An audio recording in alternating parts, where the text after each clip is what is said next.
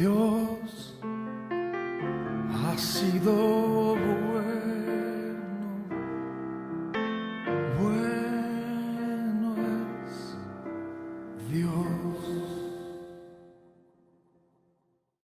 Muy buenos días, queridos hermanos. Gracias por acompañarnos a nuestro culto. Queremos estudiar la Biblia y quiero pedirle, por favor, que pueda abrir su Biblia en Primera de Pedro, capítulo 1. Vamos a leer los versículos del 17 al 21, por favor. Primera de Pedro, capítulo 1, versos 17 al 21. Empecemos orando, por favor.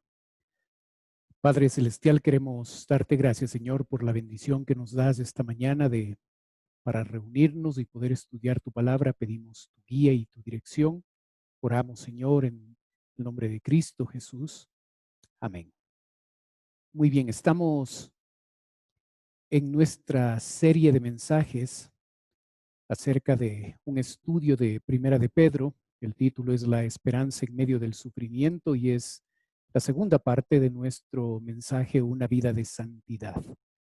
La palabra de Dios en el verso 17 dice: y si invocáis por Padre a aquel que sin acepción de personas juzga según la obra de cada uno, conducíos en temor todo el tiempo de vuestra peregrinación, sabiendo que fuisteis rescatados de vuestra vana manera de vivir, la cual recibisteis de vuestros padres, no con cosas corruptibles como el oro o la plata, sino con la sangre preciosa de Cristo, como de un cordero sin mancha y sin contaminación, ya destinado desde antes de la fundación del mundo, pero manifestado en los postreros tiempos por amor de vosotros, y mediante el cual creéis en Dios, quien le resucitó de los muertos y le ha dado gloria, para que vuestra fe y esperanza sean en Dios.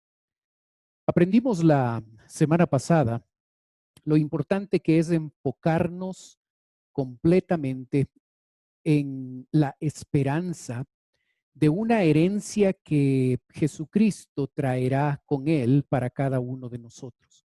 Aprendimos la importancia de prepararnos mentalmente para que esto sea así y debemos animarnos a través de todo esto para vivir una vida de santidad. Continuando con el tema de santidad, la Biblia va a mostrarnos de manera específica cómo nosotros podemos vivir en santidad. El texto bíblico en el verso 17, como lo leímos, llega a utilizar un verbo conducíos. Es la única idea central, la idea más importante en estos versículos del 17 al 21. Y a través de ese verbo nos muestra a nosotros tres pasos específicos que debemos dar para conducirnos, para comportarnos en santidad como Dios espera. El texto empieza haciendo una advertencia, ¿sí? Para nosotros los creyentes. El primer paso para vivir en santidad es que necesitamos tomar en serio la advertencia que Dios nos hace. Y si invocáis por Padre a aquel que sin acepción de personas juzga según la obra de cada uno. El texto muestra cómo Dios no hace acepción de personas. Dios es nuestro Padre. Y si invocáis por Padre, dice el texto, nosotros fuimos adoptados en la familia de Dios cuando recibimos a Cristo como nuestro Salvador personal. Y desde ese momento nosotros podemos considerar a Dios como nuestro Padre. Si le invocamos, si le llamamos, si nos relacionamos con Él como si Él es nuestro Padre, hacemos muy bien porque Él es nuestro Padre. ¿Sabe? Necesitamos desarrollar esa relación específica con nuestro Padre Celestial. Pero en la advertencia que se hace en este texto se refiere al hecho de que Dios no solo es nuestro Padre, sino también va a ser nuestro juez.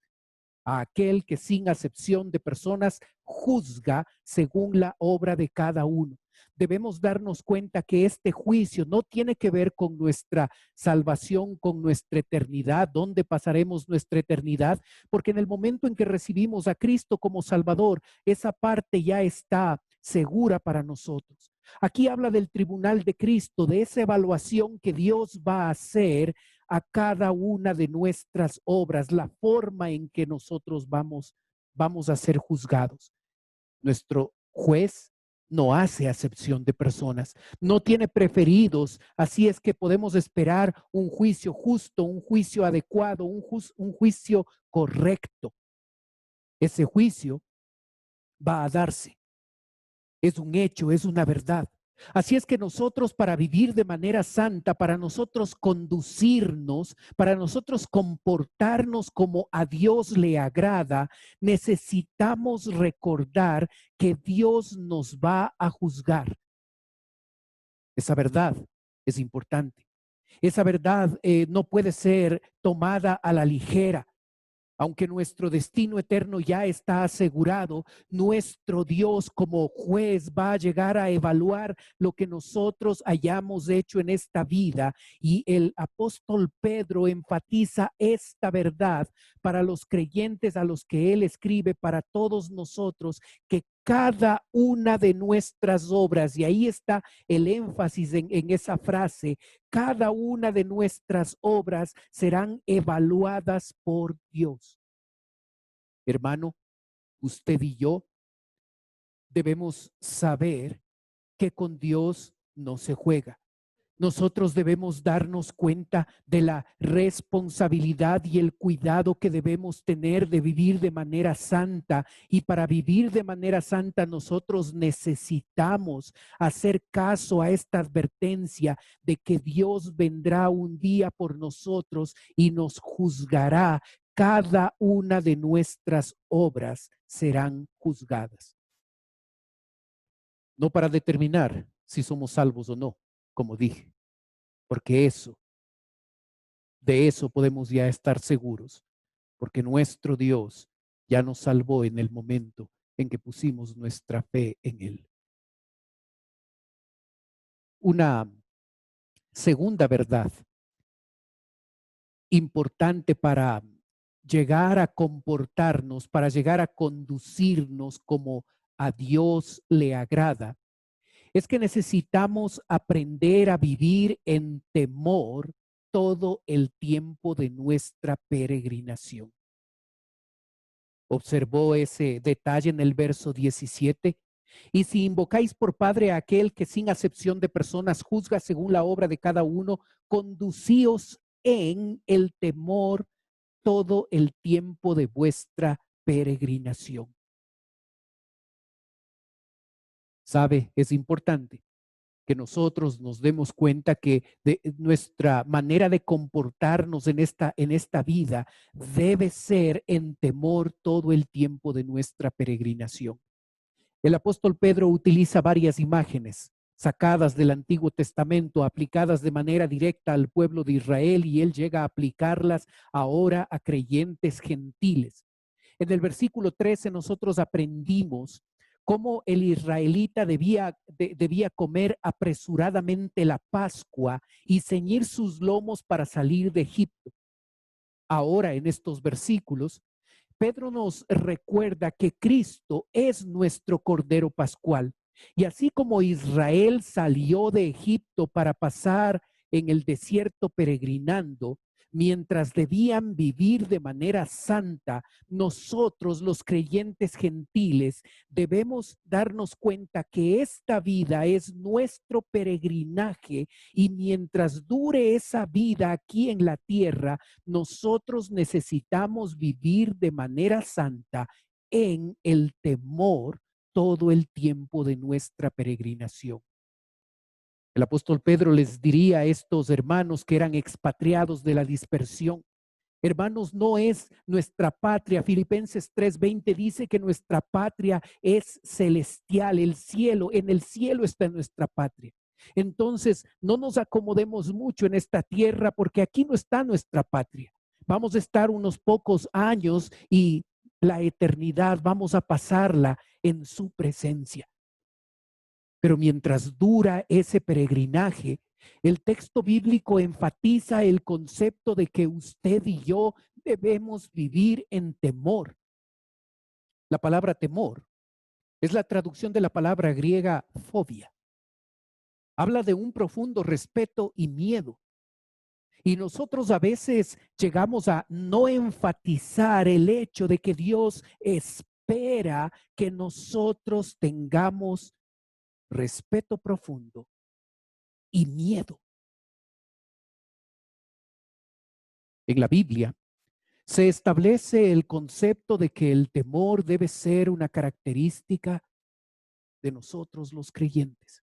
Ahí usted en la pantalla puede observar varios versículos. El hijo honra al padre y el siervo a su señor. Si pues soy yo padre, ¿dónde está mi honra? Y si soy señor, ¿dónde está mi temor? Dice Jehová de los ejércitos a vosotros, oh sacerdotes, que menospreciáis mi nombre y decís en qué hemos menospreciado tu nombre. Dios esperaba de estos líderes que ellos le temieran. Jeremías 32, un pasaje dirigido a los judíos, hablando del pacto, dice: y les daré un corazón y un camino para que me teman perpetuamente, para que tengan bien ellos y sus hijos después de ellos, para que me teman perpetuamente. Lucas 12 dice: mas os digo, amigos míos, no temáis a los que matan el cuerpo y después nada más pueden hacer, pero os enseñaré a quién debéis temer. Temed a aquel que después de haber quitado la vida tiene poder de echar en el infierno. Si os digo, a este temed. No está hablando de Satanás, está hablando de Dios. A Dios debemos temerle. Segunda a Corintios 7 dice: así que, amados, puesto que tenemos tales promesas, limpiémonos de toda contaminación de carne y de espíritu, perfeccionando la santidad en el temor de Dios. Observa el mismo tema, santidad, en el temor de Dios. Porque es necesario que todos nosotros comparezcamos ante el tribunal de Cristo para que cada uno reciba según lo que haya hecho mientras estaba en el cuerpo, sea bueno o sea malo, conociendo pues el temor del Señor. En el contexto de ese tribunal de Cristo, el apóstol Pablo llega a enfatizar este concepto del temor del Señor. Exactamente lo mismo que el apóstol Pedro está haciendo. Está hablando de que las obras van a ser juzgadas y nosotros debemos vivir todos estos años de nuestra peregrinación con temor a Dios. ¿Cuándo aprendimos de manera incorrecta que no hay que tener miedo a Dios? Quizás alguno dirá: el perfecto amor echa fuera el temor, citando un pasaje de las Escrituras. Y sabe, nosotros empezamos a obedecer al Señor y mientras crecemos espiritualmente vamos a llegar a perfeccionar nuestro amor por Dios y vamos a llegar a obedecerle a Él, no por miedo, sino vamos a obedecerle porque nos agrada. Ese es un proceso, pero eso no quita el hecho de que nosotros lleguemos a tener un respeto reverente ante Dios y miedo por no vivir de la forma correcta, de la forma adecuada, que usted y yo debemos hacerlo. El ser humano es insolente, es irreverente con Dios. Y nosotros debemos tener cuidado. Nosotros no podemos hacer cualquier cosa, vivir de cualquier manera, pensar que podemos, como creyentes que tenemos segura nuestra salvación, vivir como quiera, vivir en pecado, vivir de manera incorrecta Y por esa seguridad de salvación, hacer lo que quiera, abusar de la gracia, ser insolentes, ser irreverentes, cuando nosotros debemos darnos cuenta que no podemos jugar con nuestro Dios. Él es nuestro Padre, por supuesto, pero Él se merece el respeto y se merece una vida santa de nuestra parte por todo el amor que Él nos ha tenido. Cómo debemos conducirnos, cómo debemos comportarnos en esta vida. Debemos vivir en santidad. Y para que ese comportamiento sea parte de nuestra vida, en estos pasajes el apóstol Pedro nos dice a nosotros, no se olviden de la advertencia. Ustedes van a llegar a ser evaluados, cada una de sus obras van a ser juzgadas. Paso número 2. Recuerden, en todo el tiempo que dure nuestro peregrinaje, que no nos sintamos tan cómodos en esta vida, en esta tierra, sino que durante todo nuestro peregrinaje vivamos en el temor del Señor, profundamente respetándole y, por supuesto, teniendo miedo de hacer lo que le desagrada.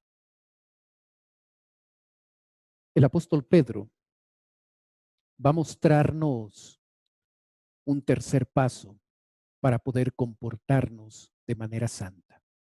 Y los versos 18 al 21 van a recordarnos privilegios que Dios nos ha dado, para que al recordar esos privilegios nosotros podamos animarnos por esas bendiciones que Dios nos ha dado, y ese ánimo nos impulse a continuar nuestra vida de santidad. Los versos 18 y 19 nos hablan acerca de la redención. Observe lo que dice el texto. Sabiendo que fuisteis rescatados de vuestra vana manera de vivir, la cual recibisteis de vuestros padres, no con cosas corruptibles como oro o plata, sino con la sangre preciosa de Cristo, como de un cordero sin mancha y sin contaminación. El texto dice, sabiendo. ¿Cómo debemos conducirnos? ¿Cómo debemos comportarnos en esta vida? No desde el ámbito de la ignorancia, sino más bien desde el ámbito del conocimiento. Usted y yo debemos saber que fue Dios quien nos rescató de nuestra vana manera de vivir. Esa manera de vivir inútil, inservible. De esa vana manera de vivir, Él nos rescató.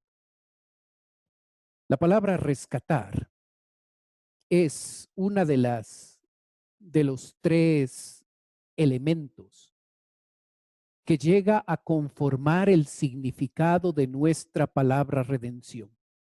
Rescatar significa liberar mediante el pago de un precio. ¿Sí? Observe en la gráfica. En la gráfica usted puede mirar cómo nosotros debemos conceptualizar el término redención. Redención significa rescatado del peligro, comprar en el mercado. En ese tiempo existía un mercado de esclavos. Y de la misma forma en que nosotros podemos comprar verduras o podemos comprar cebolla y tomates, de la misma forma una persona podía comprar esclavos. Miles de personas eran esclavos a lo largo del Imperio Romano. Era algo muy natural encontrarse con mucha gente que era esclava. Y el detalle interesante es que redención significa rescatado del peligro. comprar en el mercado. Esta palabra implica que la persona está en un mercado de esclavos, vendido al pecado, sin posibilidad de hacer algo que pueda agradar a Dios. En esa esclavitud en la que nos encontrábamos. Así como la nación de Israel se encontraba esclava en Egipto, nosotros nos encontrábamos antes esclavizados por el pecado. Y el Señor nos redimió. Redención significa seguridad eterna. Comprar y sacar del mercado significa que los que son sacados del mercado nunca más van a ser puestos a la venta. Así es que cuando Dios me rescata del peligro, me compra con su preciosa sangre, no con oro y plata, sino con esa preciosa sangre, el cordero que liberó a la nación de Israel. Ahora ese cordero, Jesucristo, nos libera a nosotros de la esclavitud del pecado y nos da tal seguridad eterna, afirmando que nunca más nosotros seremos puestos a la venta, porque llegamos a ser hijos adoptados de nuestro Dios. El tercer significado es poner en libertad mediante un pago. Que exista la posibilidad real de que el pecado ya no nos llegue a esclavizar y podamos vivir en libertad. Ese es el significado, este tercer significado, esta tercera parte del significado de redención. Es el que usa Pedro al decirnos que fuimos rescatados. Hermano, tú y yo éramos esclavos del pecado. Tú y yo, lo único que podíamos hacer es pecar. No éramos libres, aunque podíamos pensar que éramos libres para hacer cualquier cosa. Éramos esclavos del pecado. Y por su gracia y por su amor, ese cordero pascual fue sacrificado por nuestro Dios. Y con esa preciosa sangre derramada en la cruz, Él nos compró para redimirnos, para salvarnos. ¿Cómo no vivir de manera santa? ¿Cómo no conducirnos? ¿Cómo no comportarnos en esta vida como a Dios le agrada? Si hemos sido objetos de este tremendo amor, sabiendo que fuisteis rescatados, sabiendo, no nos olvidemos de dónde venimos, de dónde Él nos rescató, de dónde Él nos sacó. Porque cuando no nos olvidamos de eso y lo tenemos presente en nuestro diario vivir, eso nos anima a vivir de manera santa en esta vida. ¿Sabes? Nos rescató de nuestra vana manera de vivir. Pero sabes, el versículo 20 nos dice que este plan de redención no fue un plan improvisado. Observa, ya destinado, está hablando de Cristo, ya destinado desde antes de la fundación del mundo, pero manifestado en los postreros tiempos por amor de vosotros. ¿Lo miraste? Dios no improvisó. Él tuvo un plan. antes de la fundación del mundo. Jesucristo ya estaba escogido, ya estaba asignado. La Trinidad ya sabía cuál era el rol de cada uno, y el rol de Jesucristo era morir en la cruz de Calvario. La muerte de Jesucristo en la cruz no fue un accidente. La muerte de Cristo en la cruz fue algo planeado por nuestro Dios antes de la fundación del mundo. Y cuando llegó el tiempo adecuado en el reloj de Dios, cuando se cumplió el tiempo, Jesucristo murió en la cruz de Calvario. Por amor de vosotros. Debemos saber cómo se reveló todo este plan de salvación.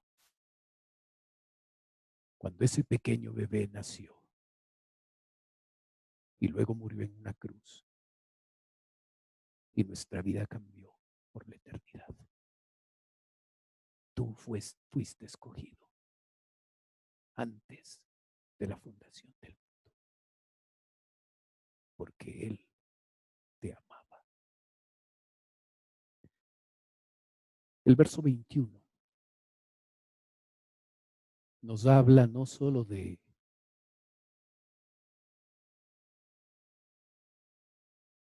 nuestra redención y esta revelación de su plan, sino de la resurrección. El versículo 21 dice: y mediante el cual creéis en Dios, quien le resucitó de los muertos y le ha dado gloria, para que vuestra fe y esperanza sean en Dios. Como dije, Dios no solo nos ha redimido, no solo nos reveló ese plan de salvación establecido desde antes de la fundación del mundo, sino que ahora establece la resurrección de Cristo. Y esta resurrección de Cristo es la base para nuestra resurrección. Nosotros podemos observar que esta resurrección, según el texto, produce el resultado de que nuestra fe y nuestra esperanza estén fundadas en Dios. La fe y la esperanza son dos virtudes íntimamente vinculadas en la Biblia y aquí en Primera de Pedro, en algunos versículos ahí, como usted puede observar. La fe y la esperanza. Una virtud fortalece a otra. La fe es la confianza en lo que Dios ha hecho. Nos salvó. La esperanza es la confianza en lo que Dios hará. Él un día traerá nuestra herencia. Él un día nos resucitará como resucitó a su Hijo. Y por ese motivo nosotros podemos apoyarnos en una esperanza que no cambia, que no fluctúa de acuerdo a ciertas circunstancias cambiantes. Es importante eso. En un mundo y en una situación particular donde nosotros podemos llegar a experimentar cosas en las cuales pudimos haber puesto nuestra confianza y nuestra seguridad por las circunstancias difíciles de un momento a otro, esa esperanza en algo, en alguna situación se desvaneció. Los creyentes a los que escribe Pedro estaban en circunstancias difíciles. Y él quería que esas dificultades no les lleven a pensar, no les lleven a dudar que su esperanza estaba fundada en cosas que podían cambiar, que podían perder. Su esperanza, su fe y su esperanza estaban fundadas en Dios, porque Dios había resucitado de los muertos a Jesucristo y le había glorificado. Y esos dos hechos, la resurrección y la glorificación de Jesucristo, dieron como resultado que nosotros tengamos una fe y una esperanza que están fundadas en Dios. Hermano, qué privilegiados somos. Tenemos una salvación, una redención eterna. Tenemos una revelación de el plan que Dios había establecido para salvarnos. Y ahora esa resurrección de Cristo y esa glorificación de Jesucristo da el resultado de que nosotros podamos tener una fe y una esperanza que no van a terminar, que no cambian, que no las perdemos, que no dependen ni siquiera de nosotros. Depende de la gracia y del amor y de la fidelidad de nuestro Dios. Hay un dato importante atrás de ese verbo conducir, conduciros. Hemos aprendido que debemos comportarnos de manera santa. Y para que eso llegue a suceder, debemos hacer caso a la advertencia de que un día nuestras obras serán evaluadas. Debemos recordar que debemos durante todo este tiempo de nuestra peregrinación vivir en el temor de Dios.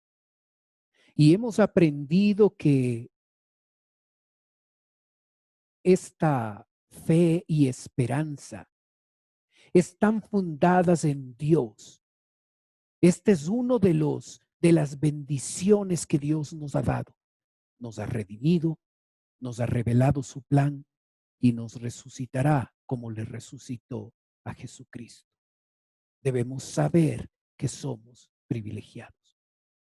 Pero este comportamiento, este conduciros, como lo dice el apóstol Pedro, en ese verbo hay, atrás de ese verbo, no solo es un imperativo, no solo es una orden como lo dije al principio, sino es un verbo que nos guía a la urgencia en la aplicación de esa verdad. Es urgente que nosotros nos comportemos de manera santa. Pero recuerde un detalle, hermano. Fuimos rescatados de nuestra vana manera de vivir. Es decir, que la santidad en la vida del creyente, ese comportamiento ejemplar que Dios espera de nosotros, se basa en el hecho de que Dios nos rescató de esa vana manera de vivir. La base de un comportamiento santo no es nuestro esfuerzo. La base de un comportamiento santo es la redención efectuada unilateralmente por Cristo. Así es que cuando hablamos de vivir una vida santa, tal y como lo aprendimos la semana pasada, nosotros para comportarnos de esa forma tenemos mucho que hacer. Nosotros como creyentes sí tenemos nuestro papel, sí es un mandamiento dirigido para nosotros, pero recuerde que la base de esa salvación, la base de ese comportamiento distinto y diferente que Dios espera está en la obra de redención de Cristo. Fuimos rescatados de nuestra vana manera de vivir, lo que hace posible que nosotros vivamos de manera santa es la obra de Cristo. Debemos darnos cuenta que una vida de santidad, que un comportamiento ejemplar, no es simplemente nuestro esfuerzo por agradar a Dios. Dios nos ha provisto. Dios ha hecho posible que ese comportamiento pueda darse. No hay pretextos, no podemos usar nuestras circunstancias difíciles para decir, es que aquí tengo razones válidas para no comportarme de manera santa como Dios espera. Dios entenderá si en estas circunstancias difíciles yo hago esto incorrecto, yo tomo decisiones equivocadas, yo vivo de manera no santa. Dios entenderá porque ahora estamos en unas circunstancias distintas. La redención hace posible nuestra santificación. Y porque hace posible nuestra santificación para nosotros, no hay pretexto. Nosotros debemos vivir de manera santa. Recordemos que un día Dios evaluará cada una de nuestras obras. Recordemos que necesitamos vivir en el temor de Dios cada día mientras dure nuestra peregrinación. Y recordemos que tenemos tremendos privilegios y bendiciones que Dios nos ha dado. Debemos saber, debemos recordar constantemente, diariamente, que somos rescatados, que se ha revelado un plan, no improvisado, sino desde antes de la fundación del mundo. Y debemos recordar que un día Jesucristo nos resucitará. Y sabiendo todo eso, tenemos todo el ánimo y toda la motivación que se necesita para vivir vidas santas, vidas que agraden a nuestro Dios. Oremos.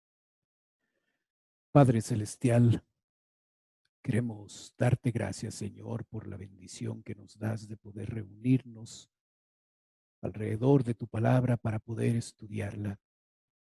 Y gracias, Señor, por el privilegio que nos das de poder entenderla y poder saber que tu requerimiento es una vida santa. Que no pasemos de lado tu advertencia. Un día tú juzgarás cada una de nuestras obras. Que no lleguemos a irrespetarte, abusando de la gracia y abusando de nuestra seguridad de salvación, sino más bien seamos conscientes de que somos peregrinos en esta tierra y que vivamos todos los días de nuestra peregrinación temiéndote a ti, con ese respeto reverente, pero también con miedo, sabiendo que contigo no se juega. Ayúdanos, Padre, a poder recordar que nos has rescatado, que nos has revelado un plan y que tú has llegado a prometernos que un día resucitaremos. Y por esa resurrección de Cristo, nuestra resurrección es segura. Y por eso podemos tener una esperanza viva, una esperanza permanente, una esperanza que no se pierde, que no fluctúa, que no depende de las circunstancias. Esa fe y esa esperanza están fundadas en aquel que no cambia, en aquel que es inmutable, en tu persona. Y por eso te damos gracias. Pedimos tu bendición. Oramos en el nombre de Cristo Jesús. Amén. Dios ha sido